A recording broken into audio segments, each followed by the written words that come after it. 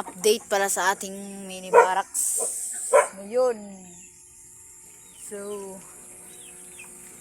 matagal-tagal na rin ako hindi nakapag-update sa inyo guys. So update ko nga pala kayo sa ating isda. So meron din pala akong bagong isda rito guys na ipapakita ko sa inyo. So meron pala akong blue tetra dito guys. Ayan, tetra, 3 piraso lang guys. Tapos update, syempre yung EBM natin yung unahin na ay panglawa. Yes. Yung EBM is pumapasok din guys. So kasi yung mga paw na yung tubig kasi umulan kanina. Ayan yung mga EBM natin guys. Ayan, malalaki na, sobrang dami. Ayan, kita yan. Yan, so lalaki nila. Tapos dito sa ating AFR, so may kulay na pala yung ano nila guys. May red na yung, may kulay red na yung ano nila, yung buntot. Tapos dito sa ating purple dragon na binili natin guys. Yan. So wala silang fry pero healthy pa naman sila dito. Kaya lang yung tubig nila is hindi healthy. Yan. Yan sila.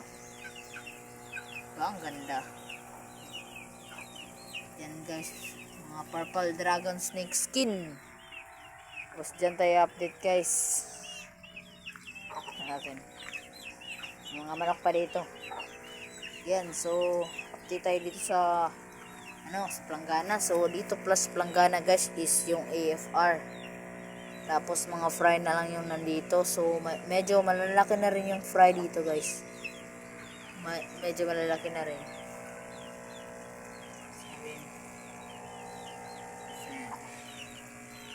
Yun. Sa ilalim na yan. So tapos dito naman tayo sa sa ating EBM. So wait lang guys, magpa-flashlight muna ako guys. Wait lang. Kapag flashlight na tayo, so ayan, ayaw mag-focus ng ating camera. Ayan, so ayan yung ABM natin, mga feeders. Tapos meron tayong full gold dyan na fry, 2, ayan. Tapos meron para tong fry na isa ng EBM. Akala ko kasi na graduate na yung mga EBM na breeder ko. Wala yung fry. Nakikita ko yun kanina. Dito tayo sa fry ng ating purple dragon guys. Purple dragon snake skin. Yan. Ito yung mga first batch. First batch pa to guys. Ang dami. Tapos syempre dito sa natin red dragon rose tail. Ayan. Ayan sila, oh, diba? Ang dami guys. Nasa top view sila. Meron pa sa ilalim. Ayan. Ayan. Medyo malalaki na sila, no?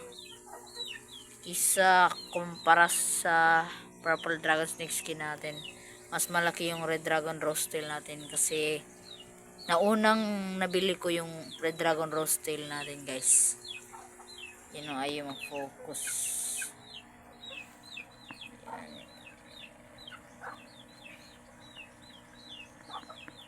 Yan. So dito naman tayo sa breeder ng red dragon rose tail guys. Siyempre papakita ko siya sa inyo. Yan, gaano ko solid yung male natin guys. And so buhay pa naman yung mga breeders natin. So hindi pa ako nakapag water change dito sa purple dragon, sa red dragon na breeder guys. Red dragon rose tail natin. Yan. So hindi po pala ito guys, hindi po pala ito RDSS. Ayan, wala siyang snake skin, lang niya, rose tail lang. Ayan, red dragon rose tail. Ayan, male lang yung nagpapakita dito guys. Tapos dito sa ating mga goldfish, syempre update ko kayo. Syempre yan yung goldfish natin guys. So buhay pa. Ayan, yung 2 goldfish natin. Ayan, so ang healthy nila. Ayan, Ryukin goldfish. Dito sa ating uranda. Yan, tong uranda. Ay nako. Yan, yung uranda natin. Ayan. Tapos, yun lang muna yung update ko guys. Ay, update ko nga pala kayo. Papakita ko nga pala sa inyo yung ano ko guys. Yung, ano, itong flower horn ko. So, bad news guys. Patay na pala yung isang flower horn ko. So, matagal na to guys. Yan yung nasa ilalim. Yung doon na part. Ayun, oh. Ayun. Yan yung dito sa part ng may flash, nagpo-flash yan dyan, tignan nyo dyan, ayan, ayun siya oh, sa ilalim. Tapos dito nilipat ko yung flower na maliit kasi tignan nyo naman yung tubig nya, kanina nilipat ko to. So yan oh, kita nyo siya dito, ayun siya oh.